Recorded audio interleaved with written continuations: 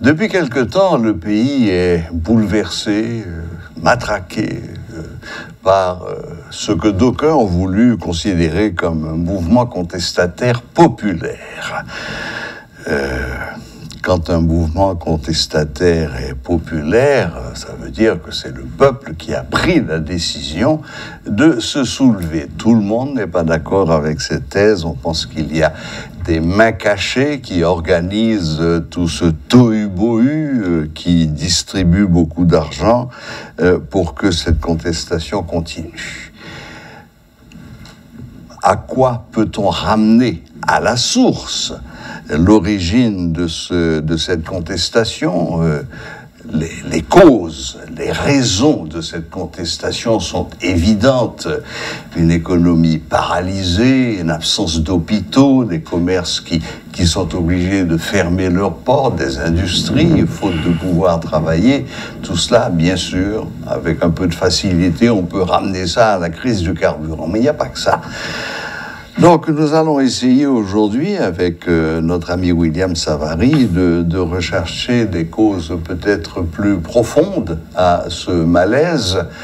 Vaste sujet délicat, sujet même épineux. Mais on va quand même y aller, à tout petit pas, et sans essayer de froisser qui que ce soit ou de mettre qui que ce soit en cause. Bonsoir, William Savary. Bonsoir Serge, bonsoir Haïti, bonsoir Métropole, bonsoir tout le monde. Bien. Donc, contestation populaire, c'est une évidence. Bon, je dois vous dire au prime abord que il nous est arrivé de réfléchir à cette question, c'est à la suite de conversations avec plusieurs personnes. J'ai eu deux conversations fondamentales avec deux personnes différentes. Une, c'est une des personnes avec laquelle on échangeait des idées pour essayer d'identifier la différence qui existe entre les leaders d'autrefois et les leaders d'aujourd'hui. Et la question, c'était de comprendre pourquoi les leaders d'aujourd'hui nous ont donné ce qu'ils nous ont donné. Et les leaders d'autrefois nous ont légué des souvenirs qui nous donnent la nostalgie.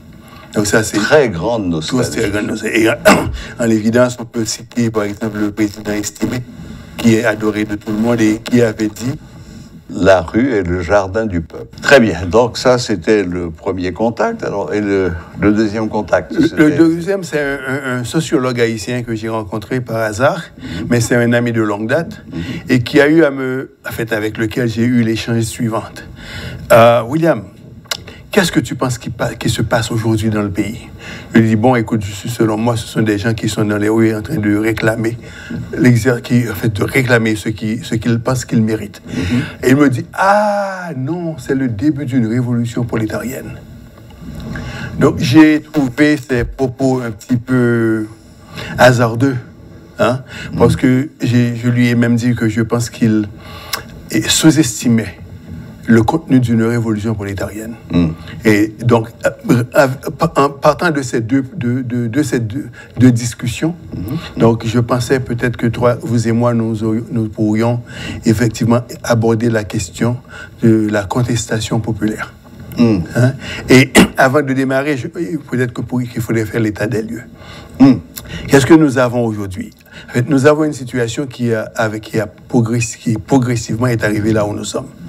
Et progressivement, ça veut dire qu'il y a eu des hommes politiques qui se sont engagés dans le but de préserver leur pouvoir, organiser des groupes armés, et avec l'espoir que ces groupes armés pourraient remplir plusieurs fonctions. Et parmi ces fonctions, c'est premièrement appliquer de la pression au moment des élections, et appliquer de la pression au niveau des entreprises, au niveau animer une atmosphère d'incertitude, de peur et de crainte. Et vraiment, ce sont les trois grands éléments qu'on peut identifier comme à la base de ce que nous vivons aujourd'hui. Parce qu'en fait, j'ai vu une recherche qui a été publiée il n'y a pas longtemps sur Haïti, et ceci a été publié par des sociologues haïtiens de renom, qui ont pu retracer que les chefs de gang d'aujourd'hui étaient les chefs de gang. En fait, c'était les enfants qui ont participé dans les activités de gang lorsqu'ils étaient gosses. Hein? Donc, ce qui veut dire que la situation que nous vivons aujourd'hui, c'est une situation qui a progressé. C'est pas un Deus ex machina. C'est pas venu par hasard. Donc, ça a pris du temps et aujourd'hui, ça a mûri. Et vraiment, c'est ce que nous avons aujourd'hui en matière d'état des lieux. Et bien sûr, nous allons trouver des gens qui vont additionner, comme vous aviez dit tantôt, l'influence étrangère en dessous, les influences sous-jacentes peut-être de certaines personnes de la bourgeoisie qui financent. Et par exemple, aujourd'hui, nous avons l'ambassade canadienne qui a dit que le gouvernement devait négocier avec les chefs de gang. Pour moi, c'est pas ça le plus grave. Que l'ambassadeur canadien, lors de conversations privées avec les membres du gouvernement, leur suggère, leur disent, bon, écoutez, pour vraiment mettre fin à cette crise, parce qu'on est au bord du gouffre, est-ce que ce ne serait pas une bonne idée de négocier avec? Mais je n'arrive pas à comprendre pourquoi ce monsieur a jugé utile de rendre son intervention publique. Bon, alors, parce qu'en privé, vous fassiez toutes les suggestions que vous voulez, c'est votre affaire, ça reste entre vous. Mais à partir du moment où vous choisissez de rendre par un tweet public une conversation privée, j'avoue, je crois qu'on n'a jamais vu ça dans les relations diplomatiques internationales. Jamais. Une ingérence aussi flagrante et aussi insultante, finalement. Sur le gouvernement de Duvalier, on lui aurait donné 24 heures pour quitter le pays. Mais absolument. Absolument. Et à juste titre. Maintenant, pour retourner à nos moutons, donc vous avez tout cet état de lieu qui vraiment crée cette situation d'incertitude et nous voyons, et plus la situation persiste, plus les gangs armés deviennent beaucoup plus agressifs, entreprenants, etc. Et plus ils gagnent du terrain aussi.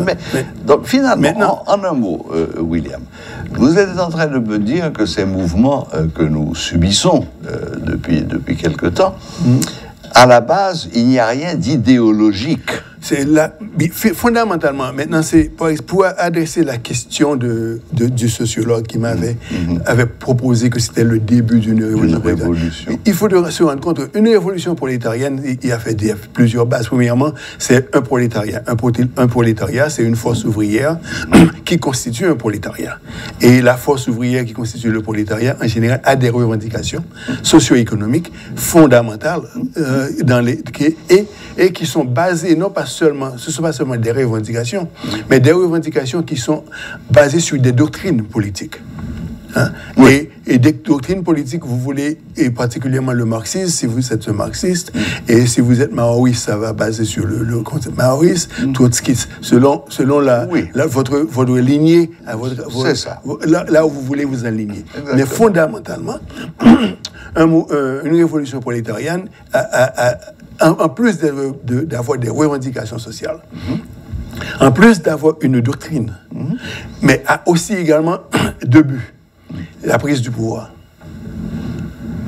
Donc, fondamentalement, on ne peut pas avoir une révolution prolétarienne sans que ces trois éléments ne soient à la base. Sans que ça n'aboutisse à une prise de pouvoir qui permet à ce moment-là d'appliquer les politiques qui avaient doctrinales. Maintenant, il faut dire que toute prise de pouvoir par une révolution prolétarienne vise, premièrement, un pouvoir centralisé, un pouvoir réglementé, un pouvoir où il y a des programmes sociaux qui sont mis en œuvre, et il y a des programmes fondamentaux dans l'industrie pour propulser la croissance économique. Malheureusement, l'histoire nous a appris que la plupart de ces révolutions prolétariennes ont abouti à des régimes totalitaires.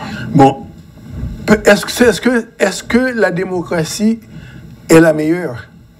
D'après Churchill, la démocratie, c'est la pire, à l'exception de toutes les autres. Oui, mais maintenant, vu que c'est ce qu'il a eu à dire, mais Margaret Thatcher avait répété la même chose également en 1987, il faut dire que la démocratie nous a également donné l'économie néolibérale. Et aujourd'hui, nous savons tous que le fondement même de l'économie néolibérale. De la démocratie occidentale. Oui, et maintenant nous savons qu'avec l'économie néolibérale, il y a les éléments nécessaires pour la création de l'inégalité dans la société. Parce que l'économie néolibérale qui fait la promotion de l'économie libre, le marché libre, le moins de régulation, c'est vraiment à la base, si vous voulez, c'est l'accumulation du capital. Et l'accumulation du capital, il y a, j'oublie le nom de ce philosophe anglais, qui avait dit, en fait, l'accumulation du capital dans la liberté crée l'inégalité. Et pourquoi?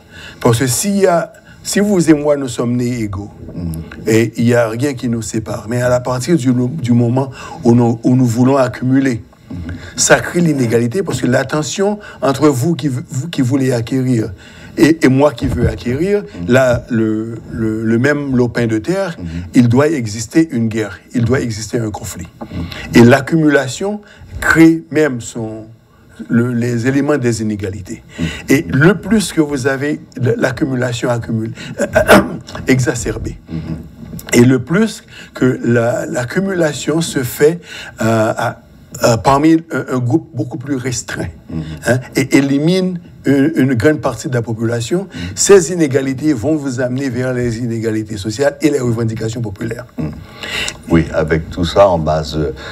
J'entendais un économiste et sociologue l'autre jour qui disait l'origine des inégalités, c'est que moi, capitaliste, je vous verse un salaire, mais il faut que ce salaire soit moins que ce que ça me rapporte. Bon, écoutez, ça c'est la théorie non, ça c'est la théorie de la valeur de Marx. Okay? Maintenant, qui essaie d'expliquer l'émergence de la plus-value, qui devient la valeur au-delà de ce que l'ouvrier a besoin pour se reproduire. Mais maintenant, à ceci, on peut additionner, mais lorsque l'ouvrier reçoit son salaire, il a également, c'est vraiment ce qui lui est vendu.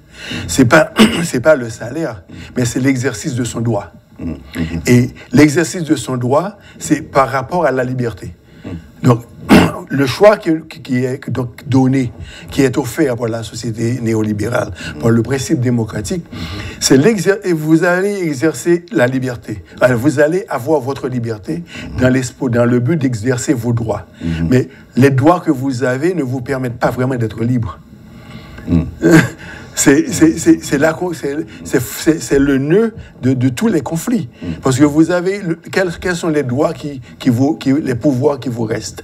Vous avez le pouvoir d'achat, vous avez le droit à des vacances, vous avez le droit de circuler dans les rues, mais est-ce que ça veut dire que vous avez vraiment la liberté de faire tout ça? Non, parce qu'en fonction des exigences sociales et des exigences familiales, des exigences de vie, la liberté de ne pas travailler, vous ne l'avez pas. Donc, donc il y a ce conflit entre la liberté et les droits. Maintenant, ce qui est important de faire sortir, ou sortir plutôt, c'est que dans l'exercice de ce pouvoir, dans l'exercice des droits, dans l'exercice de la liberté, celui qui accumule le capital et qui est bénéficiaire des inégalités est également celui qui fait la promotion de la réduction de l'ingérence de l'État dans les affaires. Et non seulement c'est celui qui fait la réduction, qui veut un État réductif, mais qui veut également émasculer l'État en privant l'État des revenus nécessaires pour que l'État puisse remplir ses fonctions régaliennes. Et en l'occurrence, vous parlez, ce sont ceux-là qui ont accumulé, par exemple, qui sont à la base des centres financiers, à la base des abris fiscaux, à la base de l'évasion fiscale, parce que plus les gens accumulent, plus ils sont enclins à éviter à faire l'évasion fiscale. Et lorsque l'évasion fiscale se pratique, c'est l'État que vous privez de revenus qui pourraient peut-être être utiles à l'intérêt général. Oui, là, nous avons un débat qui est très philosophique, finalement. Bon. Mais philosophique et économique, pourquoi? Parce oui, que bien sûr. Sans les ressources. Philosophique, oui. Sans les ressources financières. C'est l'économie vue par la philosophie. Ouais. Bon, oui. C'est le conflit qui existe entre le Parti républicain et le Parti démocrate aux États-Unis.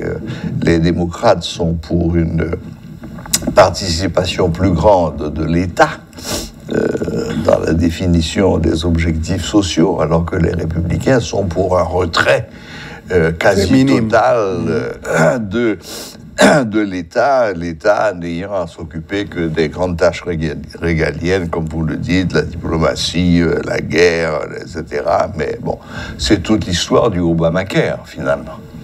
Bon, l'Obamacare, c'est un petit peu beaucoup plus complexe. Pourquoi? Parce que il y avait effectivement un problème qu'il fallait adresser. Il y avait plus de 50 millions de... Plus de 50 millions d'Américains qui n'avaient aucune couverture sociale. Aucune couverture sociale. Aucune couverture médicale. Et une petite maladie qui durerait trop pourrait carrément...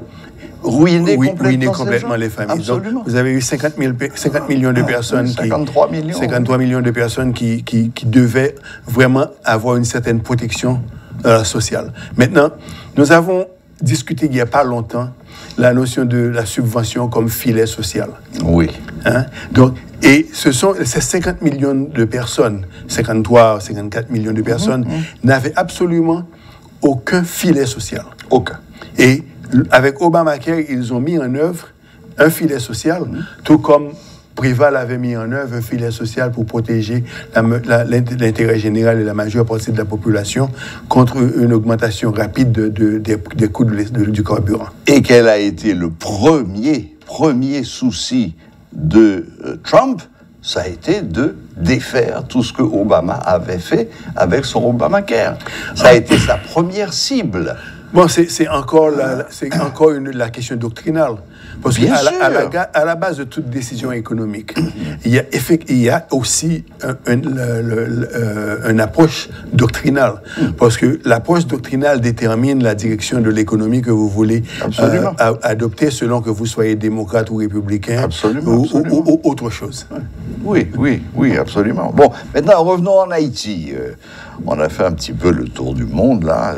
Revenons maintenant en Haïti. Alors, ce mouvement contestataire populaire que nous vivons malement depuis quelque temps, finalement, comment pourrait-on l'aborder? Comment pourrait-on espérer apporter ne serait-ce qu'un début de solution? Bon, premièrement, je dois vous dire que j'ai eu une conversation pareille avec un ancien Premier ministre et qui évaluait l'usage de la force et l'usage de la persuasion. Et il a conclu qu'il faudrait les deux.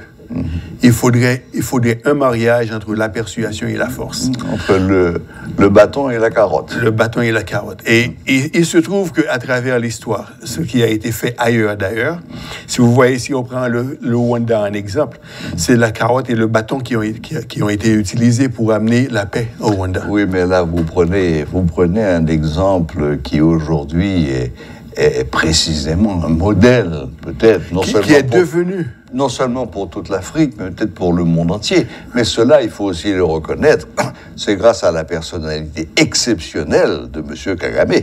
Bon, et il n'y a pas beaucoup de M. Kagame dans le monde, mon cher William. Maintenant, je n'en disconviens pas, mais il faut dire que tout un chacun de nous, à l'intérieur de tout chacun de nous, il y a un Kagame. À l'intérieur de tout un chacun de nous. Fondamentalement. Pourquoi je le dis? Si on prend par exemple au niveau micro, au niveau micro, tout un chacun de nous veut que notre foyer soit bien géré. Tout un chacun de nous. Une nation, c'est quoi? Une nation, c'est une série de foyers qui sont bien gérés. Bon. Il n'y a pas et si on est capable de gérer son foyer, et de rendre son foyer efficace, d'avoir une maison propre. Mais encore faut-il que les conditions de gestion de ce foyer soient là. Mais quand vous êtes dans un pays où les conditions mêmes d'existence n'existent pas, un pays dans lequel l'État est complètement, non seulement inefficace, mais inexistant. Je ne dirais pas ça. Je dirais plutôt, ceci a progressivement, nous sommes arrivés progressivement là où nous sommes. Hein, c'est pas quelque chose qui, c'est pas une permanence. Hein? Mais si c'est pas une permanence, si ça a un début, mais il faut pouvoir regarder l'évolution de cette histoire et voir comment où est la source, et adresser la source. Et c'est ce que je pense la réflexion devait être. Au lieu de, je veux pas blâmer l'État, je veux pas blâmer l'international, je veux pas blâmer la bourgeoisie, mais je veux comprendre la source,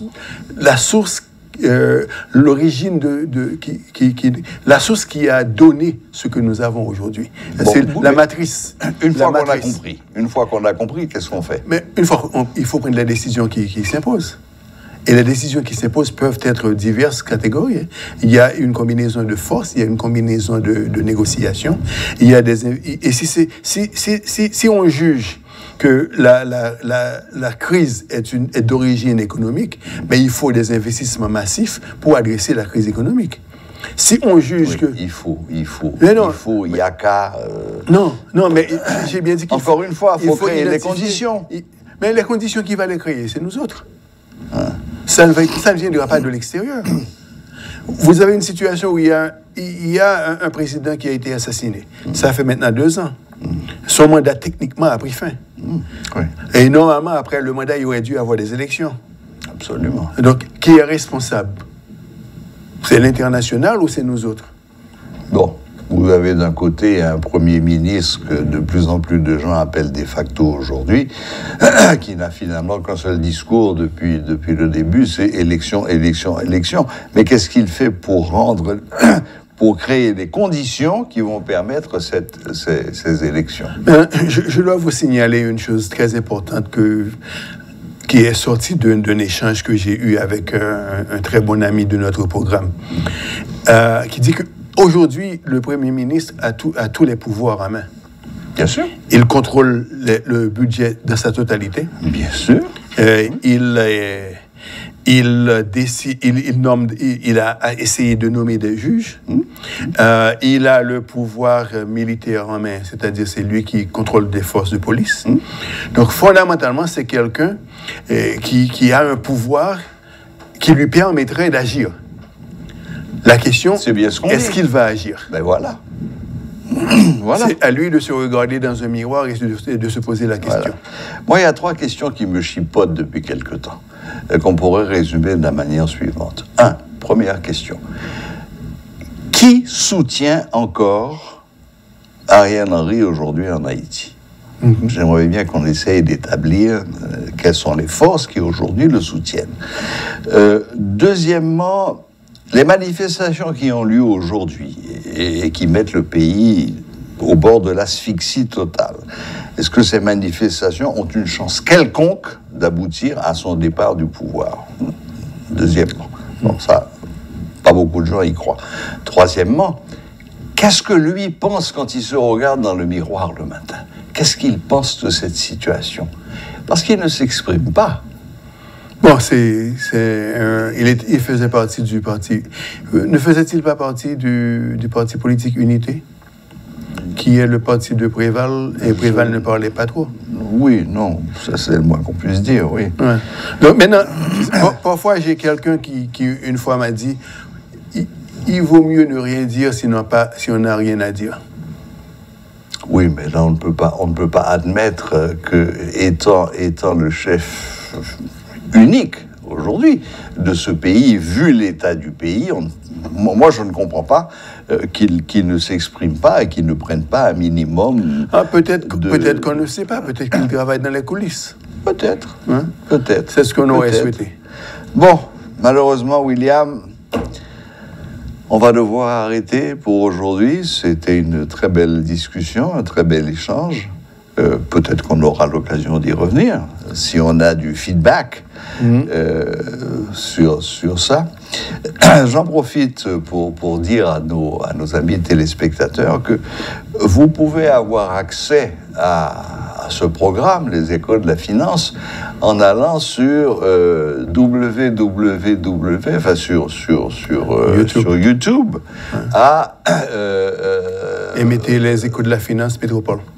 Non, vous avez d'abord sur Métropole Télé, et à l'intérieur de Métropole Télé, vous avez un menu avec toutes les émissions radiophoniques, télé, et là, vous pouvez choisir de regarder telle émission, etc. En général, il y a au moins 7 ou 8 émissions différentes qui sont là, présentes à l'affiche. Voilà. Et aussi, il ne faut pas que les gens oublient, lorsqu'ils vont sur YouTube, de donner un pouce en l'air. Un pouce ou une pouce? Oui, ils donneront ce qu'ils voudront, mais... pouce en l'air. Pouce en l'air, ça nous ferait plaisir. Un commentaire positif ou même un commentaire qui élargisse le sujet, ce serait également très, très bon pour nous également, pour la préparation des nouveaux numéros. Eh bien, voilà. Merci, William. Merci, Serge. Merci de cette approche sur un sujet dont j'avais dit au départ qu'il était pointu et même épineux. Et bon, j'espère qu'on a apporté un éclairage intéressant sur cette question et je vous souhaite une bonne fin de journée.